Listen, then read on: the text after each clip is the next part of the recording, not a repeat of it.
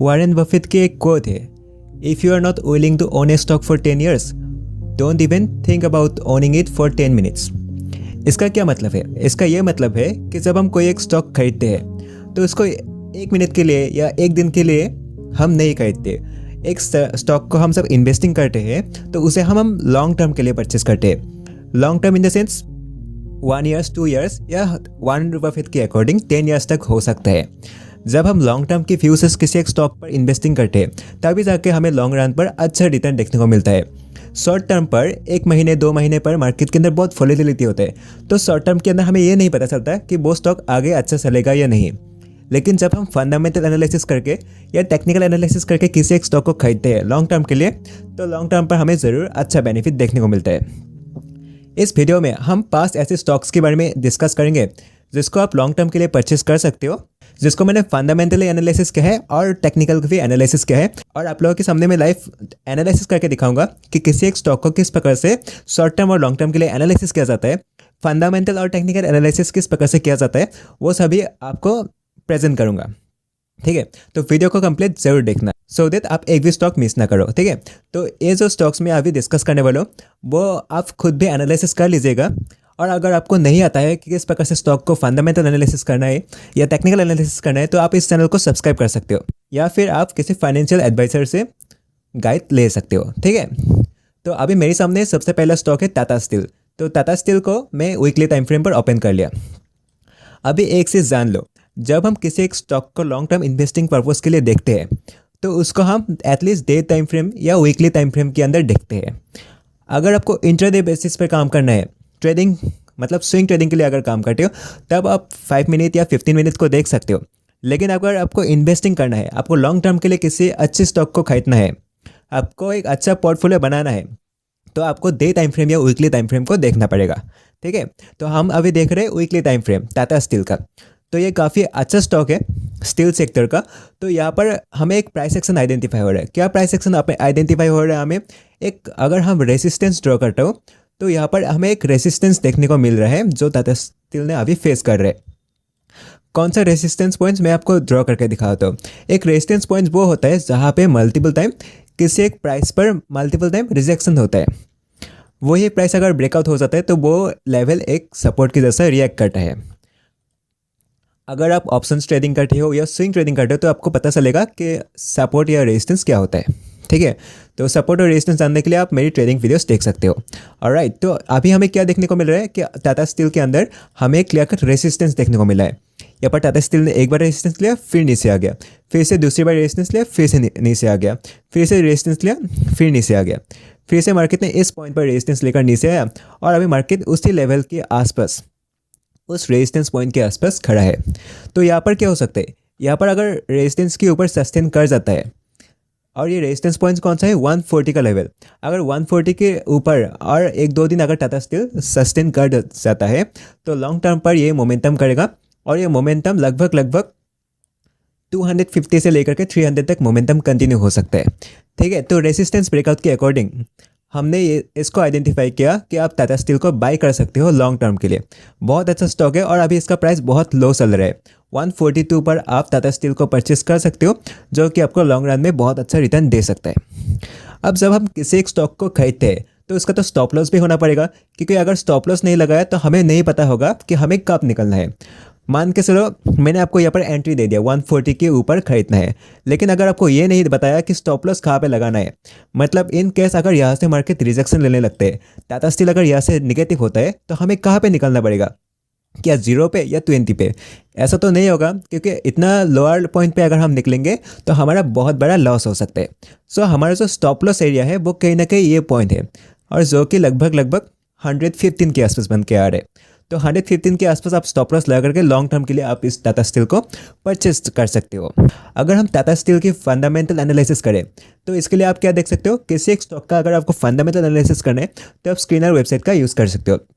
यहाँ पर आप जो भी स्टॉक का नाम सर्च करोगे, उस स्टॉक का नाम सर्च करके आप उस स्टॉक के फंडामेंटल एनालिसिस कर सकते हो।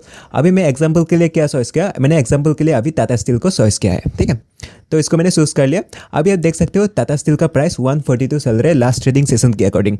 आप डिपेंड करेगा मंडे मार्केट कहाँ पर ओपनिंग करते हैं, और उसके बाद आप बाइंग डिसीजन कर सकते हो। ठीक है, तो यहाँ पर आपको प्रोस कॉन्स देखने को मिलेगा। तो हम सबसे पहले क्या देखेंगे, हम देखेंगे प्रॉफिट एंड लॉस। तो प्रॉफिट और लॉस आप यहाँ पर देख सकते हो कि नेट बेसिस पर यहाँ पर प्रॉफिट थोड़ा सा इंक्रीज हो रहा था। लास्ट जो क्वार्टर था TTM यहाँ पर देख सकते हो, यहाँ तक आप देख लीजिए, यहाँ तक मतलब मार्च 2023, यहाँ पर क्वार्टरली बेसिस पर आपको प्रॉफिट एंड लॉस देखने को मिलेगा। ठीक है, नीचे की साइड अगर हम देखें तो क्वार्टरली बेस, और यहाँ पे क्या मिल रहा है, यहाँ पे हमें ईयरली बेसिस पर हमें प्रॉफिट और लॉस देखने को मिलेगा। 2012, 13, 14, 15, 16, 17, 18, 19, 2020, 21, 22, 23। तो हर साल टाटा स्टील का प्रॉफिट कितना बढ़ रहा है या घट रहा है, आप उसको इस प्रकार से देख सकते हो। अभी हम नेट प्रॉफिट पर देखेंगे, तो नेट प्रॉफिट पर आप देख सकते हो कि टाटा स्टील का जो नेट प्रॉफिट है वो धीरे धीरे इंक्रीज हो रहा है।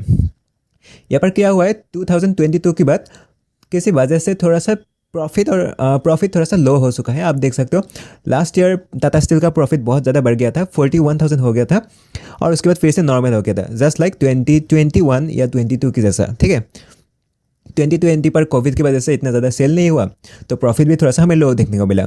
नॉर्मली 9,000 8,000 के आसपास टाटा स्टील का प्रॉफिट रहता है। 2022 पर बहुत ज़्यादा बढ़ गया था, एक्सेस हो गया था, उसके बाद फिर से टाटा स्टील का प्रॉफिट नॉर्मल हो चुका है। ठीक है, तो इसका जो प्रॉफिट है वो अच्छा है, नॉर्मल है। अगर हम बैलेंस शीट को ध्यान से देखें तो बैलेंस शीट पर आप देख सकते हो कि टाटा स्टील का जो ग्रोथ है वो धीरे धीरे हो रहा है। यहाँ पर इसका नेटवर्थ धीरे धीरे बढ़ रहा है, पहले 146 था, फिर लगभग अभी 271 करोड़ हो चुका है। तो बैलेंस शीट के अकॉर्डिंग भी टाटा स्टील बिल्कुल सही है। अगर हम नीचे कैश फ्लो देखें तो कैश फ्लो आप देख सकते हैं, कैश फ्लो पहले बहुत लो था, अभी कैश फ्लो हायर लेवल पे चल रहा है, और ये भी परफेक्ट है। अब हम देख लेते हैं शेयर होल्डिंग पैटर्न। तो यहाँ पर प्रोमोटर्स ने कितना परसेंटेज खरीद रखा है, FII ने कितना खरीदा, DII ने कितना खरीदा, गवर्नमेंट ने कितना खरीदा, और रिटेल ट्रेडर्स ने कितना खरीदा, आप यहाँ पर देख सकते हो।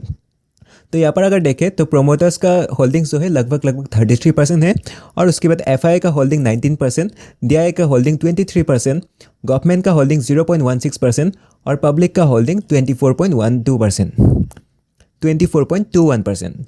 तो शेयर होल्डिंग पैटर्न के अकॉर्डिंग आप देख सकते हो कि ये स्टॉक बिल्कुल सही है, तो आप इसका बाइंग के लिए देख सकते हो। ठीक है, तो आप बाइंग एंट्री के लिए कौन सा लेवल देख सकते हो, बाइंग एंट्री के लिए मतलब जब हम खरीदते हैं उसका हमें एंट्री प्राइस पता चलना चाहिए। एंट्री प्राइस कहाँ पे, एंट्री प्राइस है 142 के ऊपर। ठीक है, सो ये था हमारा फर्स्ट स्टॉक। अगला स्टॉक हम बात कर लेते हैं। अगला जो स्टॉक है वो है लॉरस लैब। तो इसको मैं सबसे पहले सर्च कर लेता हूँ। लॉरस लैब ये एक फार्मा स्टॉक है। तो फार्मा सेक्टर के अंदर आने वाले दिनों में बहुत अच्छा बूम आने वाला है, तो इस वजह से मैंने इस स्टॉक को सिलेक्ट किया। अब इसका जो फंडामेंटल है वो बिल्कुल सही है, मैं फंडामेंटल को भी एनालिसिस करके दिखाऊंगा। तो सबसे पहले हम समझते थे कि इसका टेक्निकल प्राइस एक्शन क्या बता रहे हैं। तो टेक्निकल प्राइस एक्शन के अकॉर्डिंग यहाँ पर एक रेजिस्टेंस लेवल मैंने ड्रॉ करके रखा है। फिर से मैं आपको ड्रॉ करके दिखाता हूँ कि रेजिस्टेंस कैसे ड्रॉ करना है। यहाँ पर हम रेक्टेंगल पर जाएंगे, और यहाँ पर जहाँ पर मार्केट ने पहले सपोर्ट लिया था उसी पॉइंट को हम रेजिस्टेंस बना लेंगे। जैसे कि आप देख सकते हो यहाँ पर पहले सपोर्ट लिया था, फिर यहाँ पर सपोर्ट लिया, फिर सपोर्ट लिया, फिर से सपोर्ट लिया, और जब यहाँ पर सपोर्ट लेकर ब्रेकडाउन किया तो नीचे सेलिंग में आया। अभी उसी सपोर्ट लेवल को market as a resistance react कर रहे हैं। ठीक है, तो जैसे जैसे इस रेजिस्टेंस लेवल को ब्रेकआउट करेगा इस स्टॉक के अंदर बहुत अच्छा हमें मोमेंटम देखने को मिलेगा। और जो रेजिस्टेंस है कब ब्रेकआउट होगा, जैसे जैसे ये 450 का लेवल ब्रेकआउट करेगा, तो इस स्टॉक को आप कंसीडर कर सकते हो लॉन्ग टर्म इन्वेस्टिंग के लिए। बहुत अच्छा रिटर्न देगा जैसे जैसे ये 466 के ऊपर ट्रेड करने लगेगा। ठीक है, तो आप इसे लॉन्ग टर्म के लिए कंसीडर कर सकते हो। तो इसका अगर हम फंडामेंटल देख लेते तो फंडामेंटल के लिए हमें यहाँ पर सर्च करना पड़ेगा इस स्टॉक का नाम, और यहाँ पर आप देख सकते हो मार्केट प्राइस अभी 400 के आसपास चल रहे हैं। और यहाँ पर अगर आप कंपैरिजन कर सकते हो दूसरे स्टॉक के अंदर, और यहाँ पर एक क्वार्टरली रिजल्ट्स और प्रॉफिट लॉस देखें तो प्रॉफिट लॉस धीरे धीरे इसका इंक्रीज हो रहा है। ठीक है, 2022 तक अगर देखें तो धीरे धीरे इसका प्रॉफिट इंक्रीज हो रहा था। बीच में क्या हुआ, 2023 पर थोड़ा सा प्रॉफिट ड्रॉप हुआ है। पहले कितना हुआ था 984 करोड़, उसके बाद 832 करोड़, उसके बाद प्रॉफिट हल्का सा ड्रॉप हुआ है। लेकिन इसको हम ज़्यादा नहीं मानेंगे कि मतलब इतना ज़्यादा लॉस नहीं हुआ है या इतना ज़्यादा प्रॉफिट कम नहीं हुआ है, लगभग उतना ही प्रॉफिट था जितना प्रॉफिट 2022 पर हुआ था। ठीक है, तो प्रॉफिट लॉस बिल्कुल सही है, प्रॉफिटेबल कंपनी है। ठीक है, बैलेंस शीट आप देख सकते हो, बैलेंस शीट के अकॉर्डिंग ये स्टॉक बहुत अच्छा है, इसका आप देख सकते हो। टोटल एसेट्स आप देख लीजिए और टोटल लायबिलिटीज़ देख लीजिए, बिल्कुल इंक्रीज हो रहे हैं। पहले 1273, 1888 और आज 8,000 करोड़ का बैलेंस शीट हो चुका है। मतलब इसका स्टॉक जो है ये स्टॉक फंडामेंटली बहुत अच्छा है और आप देख सकते हो लॉन्ग टर्म पर ये अच्छा प्रॉफिट करते हुए चल रहा है, तो ये लॉन्ग टर्म पर बहुत अच्छा आपको रिटर्न देगा। कैश फ्लो भी बिल्कुल सही है। और उसके बाद हम अगर शेयर होल्डर का पैटर्न देखें तो प्रोमोटर्स का आप होल्डिंग्स देख लीजिए 27% के आसपास है। FI 25% होल्डिंग कर रहे और DII 11% के आसपास होल्डिंग कर रहे और पब्लिक 36% होल्ड कर रहे। तो इस स्टॉक को आप लॉन्ग टर्म के लिए कंसिडर कर सकते हो, बिल्कुल अच्छा स्टॉक है। आप इसको लगभग 450 के ऊपर परचेस कर सकते हो। अब अगर इसका स्टॉप लॉस की बात करो तो स्टॉप लॉस आप कहाँ रख सकते हो, स्विंग लो के नीचे लगभग 360 के आसपास, 360 के आसपास आप इसका स्टॉप लॉस लगा रख सकते हो। अगर यहाँ से मार्केट नीचे आ जाता है 450 को ब्रेकआउट करने के बाद अगर मार्केट नीचे आ जाते हैं और किसी कारण से अगर 360 को ब्रेक डाउन कर देते हैं तब हम इस स्टॉक से निकल जाएंगे। और जब तक ये 360 के ऊपर सस्टेन करेगा 450 के आसपास जब तक रहेगा तब तक हम इसे लॉन्ग टर्म के लिए रख देंगे। लॉन्ग टर्म पर आपको इससे बहुत अच्छा रिटर्न देखने को मिलेगा। ये मिनिमम 800 लेवल तो इजीली क्रॉस कर सकता है। ठीक है, तो अगला जो स्टॉक है उसको मैंने लिख के रख दिया है यहाँ पर, डॉक्टर लाल पैथ्स लैब। तो इसको मैं सबसे पहले सर्च कर लेता हूँ। ठीक है, डॉक्टर लाल पैथ लेबोरेटरी लिमिटेड, ये भी एक अच्छा फार्मा स्टॉक थे और इस स्टॉक के अंदर भी ब्रेकआउट होने वाला है। तो इस ब्रेकआउट को मैंने किस प्रकार से आइडेंटिफाई किया, सबसे पहले आप देख लीजिए। सबसे पहले यहाँ पर एक्सपेंशन हुआ, एक्सपेंशन होने के बाद यहाँ पर थोड़ा सा कंट्रैक्शन हो रहा है। तो ये जैसे जैसे कंट्रैक्शन कंप्लीट हो जाएगा इस रेजिस्टेंस लेवल का भी ब्रेकआउट हो जाएगा और इस रेजिस्टेंस के ऊपर ये स्टॉक मोमेंटम करना स्टार्ट कर देगा। पहले ये जो लेवल था ये सपोर्ट के जैसा रिएक्ट किया था, पहले मार्केट ऊपर गया, यही से सपोर्ट लेकर फिर से ऊपर की साइड मोमेंटम किया, फिर से मार्केट इसी लेवल के नीचे आ गया और इस लेवल को एज ए रेजिस्टेंस रिएक्ट करने लगा, फिर से रेजिस्टेंस लिया, फिर नीचे आ गया, फिर अभी मार्केट ने रिसेंटली इस यहाँ पर रेजिस्टेंस लगा के आया है। तो जैसे जैसे ये स्टॉक 2855 के ऊपर ब्रेकआउट कर देगा इस स्टॉक के अंदर बहुत अच्छा तेज़ी हमें देखने को मिलेगा और ये मिनिमम जो लेवल है लगभग 4200 का टारगेट आपको मिनिमम तो देगा ही देगा और लॉन्ग टर्म पर आपको ये 5000 प्लस इजीली दे देगा। ठीक है, तो अब इस स्टॉक को कंसीडर कर सकते हो लॉन्ग टर्म के लिए। तो इसको हम किस प्रकार से, आप यहाँ पर देख लीजिए कि हमें किस प्रकार से रेजिस्टेंस ड्रॉ करना पड़ता है। रेजिस्टेंस हमें इस प्रकार से ड्रॉ करना है जहाँ पे हमें सपोर्ट और रेजिस्टेंस क्लियरली आइडेंटिफाई हो रहा है। तो ये एक सपोर्ट और रेजिस्टेंस जोन है, यहाँ पर सपोर्ट लिया, फिर यहाँ पे रेजिस्टेंस लिया, यहाँ पे रेजिस्टेंस लिया, यहाँ पे रेजिस्टेंस लिया और इसका जो ब्रेकआउट लेवल है लगभग 2850 आप कंसिडर कर सकते हो। मैं यहाँ पर आपको लिख देता हूँ 2850। ठीक है, 2850 के ऊपर आप इस स्टॉक को खरीद सकते हो।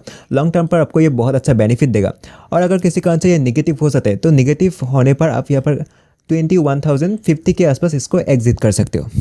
ठीक है, 21,050 का स्टॉप लॉस लगा करके आप इसे लॉन्ग टर्म के लिए खरीद सकते हो। और इसका मतलब ये नहीं कि आपको कल जाके खरीदना है, मैं आपको ये नहीं बता रहा हूँ कि कल आपको नहीं खरीदना है। आपको कब खरीदना है, जब ये ब्रेकआउट करेगा। ये ब्रेकआउट कब करेगा, जब ये 2850 को ब्रेकआउट करेगा, 2850 को क्रॉस करेगा तब जाके स्टॉक को खरीदना है। या मैंने पहले जो एग्जांपल दिया लोरस लैब और टाटा स्टील, उसको भी ब्रेकआउट होने के बाद एंट्री करना है, ना कि ब्रेकआउट होने से पहले। ठीक है, आप हमें नहीं पता कि मार्केट कब ब्रेकआउट करेगा, जिस दिन भी ब्रेकआउट करेगा, जिस दिन भी ये लेवल क्लियर करेगा उस दिन हम बाय कर लेंगे। ठीक है, तो इसको आप कंसिडर कर लीजिए 2850 का लेवल है जिसके ऊपर ये स्टॉक ब्रेकआउट करेगा तो ब्रेकआउट के बाद ये मोमेंटम कर देना चाहिए। और इसके लिए आप नीचे की स्टॉप लॉस 2150 या 2300 का भी आप लगा सकते हो। 2300 का स्टॉप लॉस लगा करके आप 2850 के ऊपर खरीद सकते हो, जो कि आपको लॉन्ग टर्म के लिए मिनिमम 5000 का टारगेट दे सकता है। ठीक है, तो बात कर लेते हैं इस स्टॉक का फंडामेंटल। तो फंडामेंटल एनालिसिस करने के लिए मैं स्क्रीनर पर फिर से सर्च करूंगा इस स्टॉक का नाम। तो अभी इसका जो प्राइस है वो 2470 के आसपास चल रहा है। अभी इस स्टॉक का प्राइस कितना चल रहा है, 2470। तो आपके मन पे एक क्वेश्चन हो सकते हैं कि क्या मैं इसी प्राइस पॉइंट पर खरीद सकता हूँ इस स्टॉक को। द आंसर इज नो, आप इस प्राइस पॉइंट पर नहीं खरीद सकते हो, क्योंकि अगर आप यहाँ पर खरीदोगे तो हमें नहीं पता ये स्टॉक ब्रेकआउट करेगा कि नहीं। मे बी यहाँ से स्टॉक अगर निगेटिव हो जाता है तो हमारा तो यहाँ पर लॉस भी हो सकता है। तो हम राइट एंट्री करेंगे राइट प्राइस पर, ना कि हम एडवांस एंट्री करेंगे। एडवांस एंट्री के कुछ कंडीशंस होते हैं। अभी एडवांस एंट्री के लिए ये स्टॉक सही नहीं है, इसको हमें ब्रेकआउट के लिए वेट करना पड़ेगा। जैसे जैसे ब्रेकआउट करेगा, एटलीस्ट 2800 को ब्रेकआउट करेगा, तब जाके इसको आप खरीद सकते हो। ठीक है, तो ऐसे ही मत एंट्री कर लेना कि यहाँ पर चलो कल खरीद लेंगे, लॉन्ग टर्म पर तो ये इंक्रीज ही होगा। इंक्रीज हो सकते हैं लेकिन इस लेवल को ब्रेकआउट करने के बाद जब ये ब्रेकआउट होगा तब हमें कंफर्मेशन मिलेगा कि ये स्टॉक मोमेंटम करने वाला है। अगर ब्रेकआउट नहीं किया उससे पहले अगर आप एंट्री कर लोगे तो आप प्रॉब्लम में फंस सकते हो, तब आपका स्टॉप लॉस भी डिफाइन नहीं होगा और आपका लॉस बहुत बड़ा हो सकता है। ठीक है, तो हम ब्रेकआउट के बाद एंट्री करेंगे, तो आप इसके लिए ब्रेकआउट लेवल का वेट कर सकते हैं। ओके, तो अभी हम देख लेते हैं फंडामेंटल एनालिसिस, और फंडामेंटल एनालिसिस के अकॉर्डिंग आप प्रॉफिट और लॉस देख लीजिए। प्रॉफिट और लॉस, नेट प्रॉफिट आप देख लीजिए। ये प्रॉफिट बहुत अच्छी तरीके से इंक्रीज हो रहा है। पहले 45 करोड़ था, 55 हो गया, 80 हो गया, और अभी लगभग 240 करोड़ का प्रॉफिट हो चुका है मार्च 2023 तक। ठीक है, और हम बैलेंस शीट की बात करें तो बैलेंस शीट आप देख लीजिए, टोटल एसेट्स भी बहुत ज़्यादा इंक्रीज हो चुका है, और लाइबिलिटीज़ आप इस प्रकार से आप देख सकते हैं। कितना रिजर्व्स है, प्रेफरेंस कैपिटल है, बोरोइंग्स कितना है, फिक्स एसेट्स आप ये सब कंसीडर कर सकते हो। और इसका जो नेट वर्थ है ये इंक्रीज होते जा रहे हैं, और स्टॉक बिल्कुल सही है। कैश फ्लो आप देख सकते हो, कैश फ्लो भी बहुत अच्छा चल रहा है। मार्च 2023 पर हमें थोड़ा सा नेगेटिव कैश फ्लो देखने को मिला है, लेकिन लॉन्ग टर्म पर ये कोई दिक्कत नहीं देगा। ठीक है, शेयर होल्डिंग पैटर्न आप देख लीजिए। प्रोमोटर्स का होल्डिंग काफ़ी अच्छा है, 54% के आसपास प्रोमोटर्स का होल्डिंग है, जो कि बहुत अच्छा इंडिकेशन है कि स्टॉक अच्छा परफॉर्म करेगा। एफआईआई का होल्डिंग है 25%, और डीआई का होल्डिंग है 9.25%, गवर्नमेंट का होल्डिंग 0.29%, और 10% होल्डिंग है पब्लिक का। तो ये स्टॉक आप लॉन्ग टर्म के लिए कंसिडर कर सकते हो, और आपको ब्रेकआउट होने के बाद ही एंट्री करना है, ना कि उससे पहले। उससे पहले एंट्री करोगे तो आपका एंट्री गलत हो जाएगा, और जब आपका एंट्री गलत होगा तो आपका वहाँ पे लॉस हो सकता है। ठीक है, अब इसका ये मतलब नहीं है कि मैंने जो स्टॉक आपको सिलेक्ट करके दिया है वो हमेशा प्रॉफिटेबल जाएगा। मे बी 5 में से 3 प्रॉफिट देगा, उसमें से 2 हो सकते हैं अंडर परफॉर्म करेगा, क्योंकि हम जो स्टॉक पर इन्वेस्टिंग करते हैं तो उनमें से क्या होते हैं, 3 स्टॉक बहुत अच्छा परफॉर्म कर देते हैं, और उसके बाद हो सकता है एक अंडर परफॉर्म कर सकते हैं, और एक साइडर्स हो सकते हैं। तो इसीलिए हम क्या करते हैं, एक साथ 5 या 6 स्टॉक्स को एक साथ इन्वेस्ट करते हैं, सो दैट अगर 3 में अच्छा प्रॉफिट हो जाता है तो रिमेनिंग 2 में अगर लॉस भी हो जाते हैं तब भी हमारा उतना ज़्यादा लॉस नहीं होता है।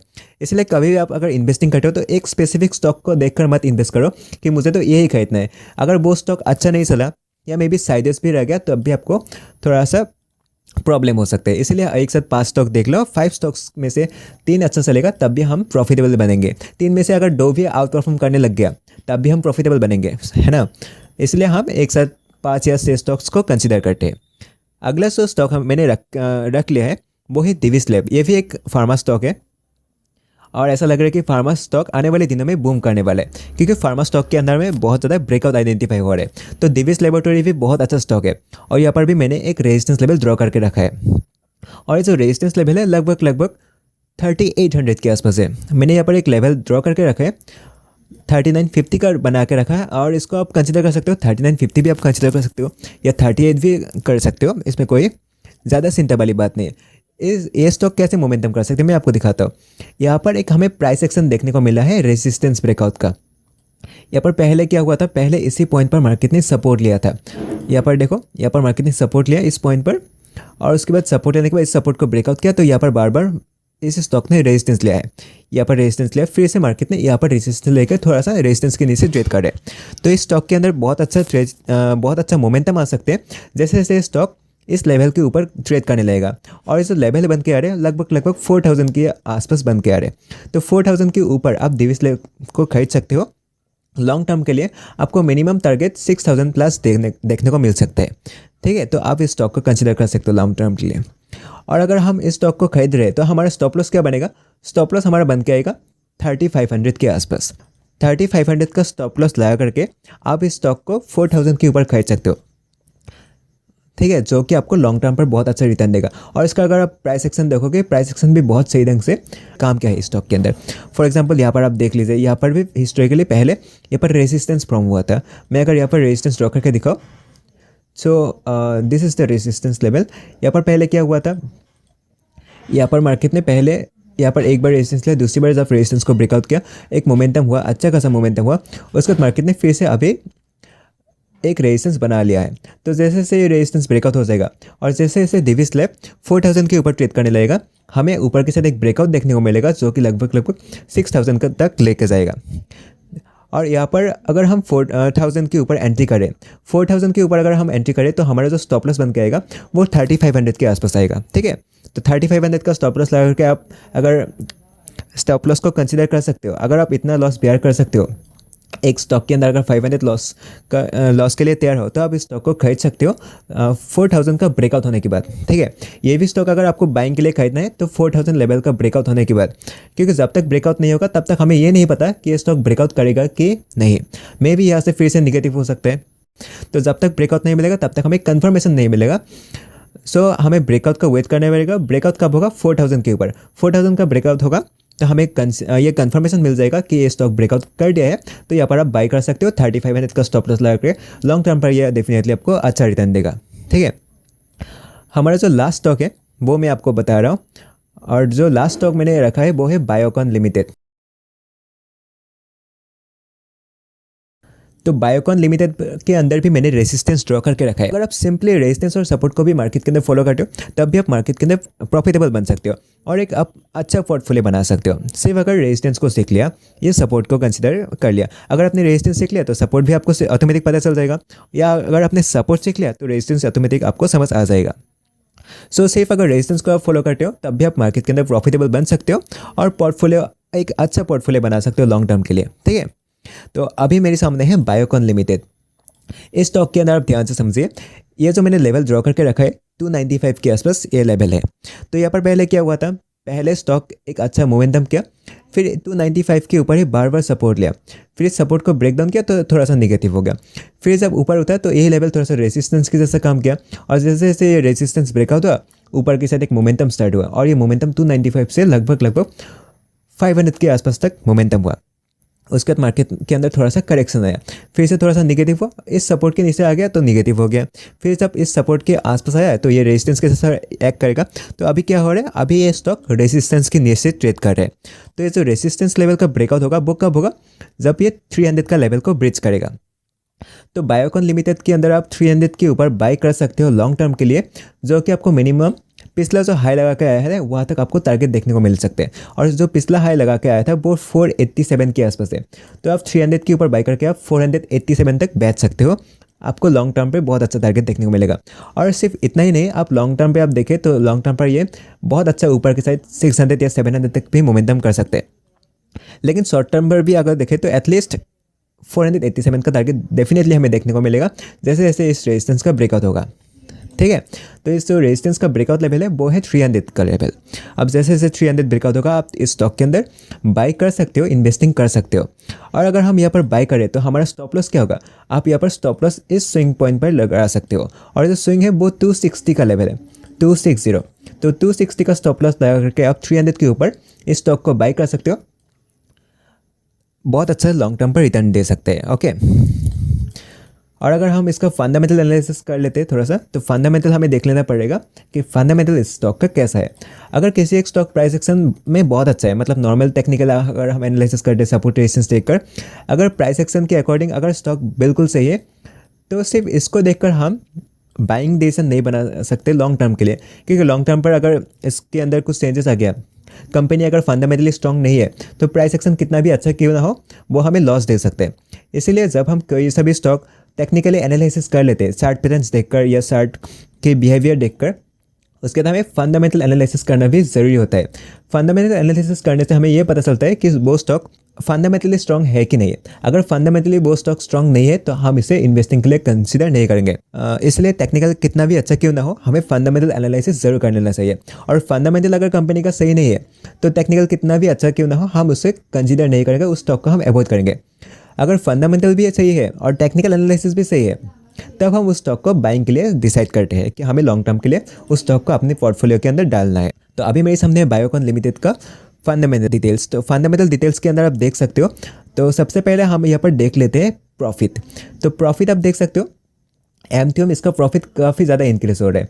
पहले कितना था 338, 513, 431, इसका जो प्रॉफिट है कंसिस्टेंटली इंक्रीज हुआ है, और यहाँ पर 2023 तक आप देख सकते हैं प्रॉफिट बहुत ज़्यादा इंक्रीज हो चुका है। तो इस ये प्रॉफिटेबल कंपनी है, बहुत अच्छी बात है। बैलेंस शीट आप देख लीजिए, बैलेंस शीट का आप देख लीजिए कितना तेज़ी से ये कंपनी ग्रो हो रहा है। पहले 2012 पर ये 4,000 करोड़ का कंपनी था, और अभी ये कितना हो चुका है 55,000 करोड़ के आसपास पहुँच गया है। तो इसका जो फंडामेंटल है वो काफ़ी अच्छा है, ये कंपनी बहुत अच्छे तरीके से ग्रो कर रहे हैं। उसके बाद हम अगर शेयर होल्डिंग पैटर्न देख लेते हैं तो शेयर होल्डिंग पैटर्न आप देख सकते हैं प्रोमोटर्स का होल्डिंग 60.64% है। ये काफ़ी अच्छा साइन है कि अगर ज़्यादा प्रोमोटर्स अगर कंपनी को होल्ड करे, मतलब कहीं ना कहीं प्रोमोटर्स को ये ट्रस्ट है कि ये कंपनी अच्छा मोमेंटम करने वाला है। एफआई का आप होल्डिंग देख सकते हैं, एफआई का होल्डिंग 6.55% के आसपास है, डीआई का होल्डिंग 14% के आसपास है और पब्लिक का होल्डिंग 17% है। तो इसको आप कंसिडर कर सकते हो, बहुत अच्छा स्टॉक है लॉन्ग टर्म के लिए। So that's it for today. I hope आपको अच्छी तरीके से समझ सके कि किस प्रकार से हमें इन्वेस्टिंग करना पड़ता है। So that's it for today. Thank you for watching.